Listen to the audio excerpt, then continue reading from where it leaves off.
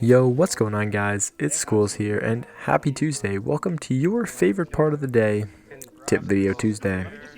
In the last video, I talked a little bit about droning in my 5 common sense tips to get better at Siege, but that was just the foreplay.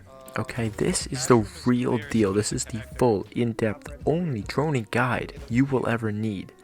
And trust me, I may be washed at this game, but if there's one thing I still know how to do, it is to operate a two-wheeled vehicle. Okay, let's get right into it. So basically, step 1, save your drone in the prep phase. Stop being a retard. A lot of people in ranked, I see mainly two different things. Most people in ranked nowadays, I mean, it honestly used to be most people would just send their drone into site, but there's been enough tip videos saying don't just send your drone into site to get it shot, and now people just, well, scroll on TikTok all prep phase and just leave their drone wherever it spawns. Neither of these are really a good idea. Honestly, I'd rather see you sit on TikTok, but usually what I like to do is either leave a sneaky entrance cam, just put it somewhere where you're going to enter the building in a place where it's not going to get shot, or just be safe and bring it back to your spawn.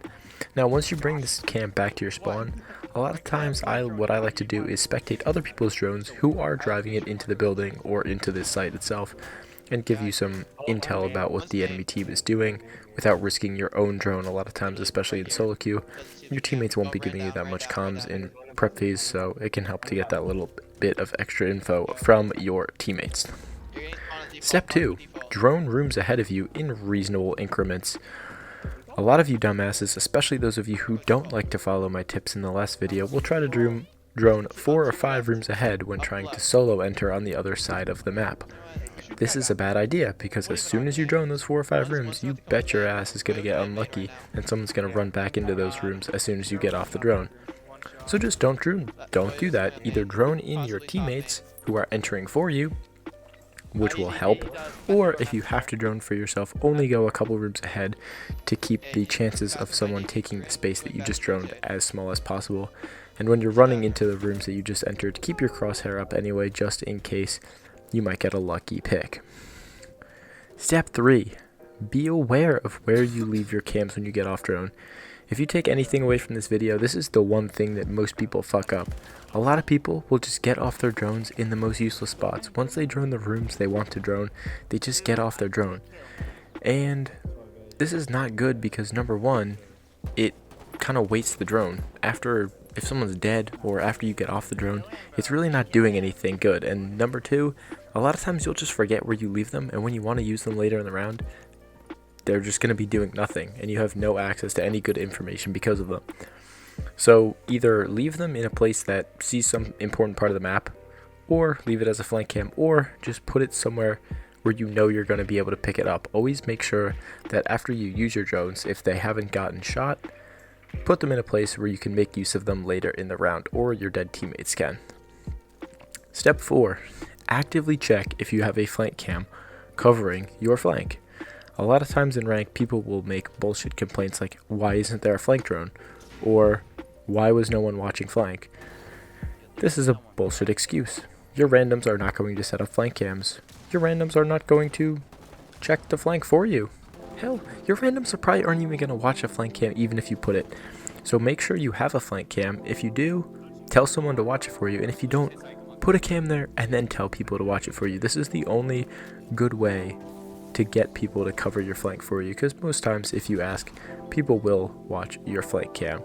So make sure you're being aware of whether your flank is covered, and if not, use that extra drone in your pocket that you picked up after you left it in a good place from step 3, and then you could pick up an easy kill on the person flanking you.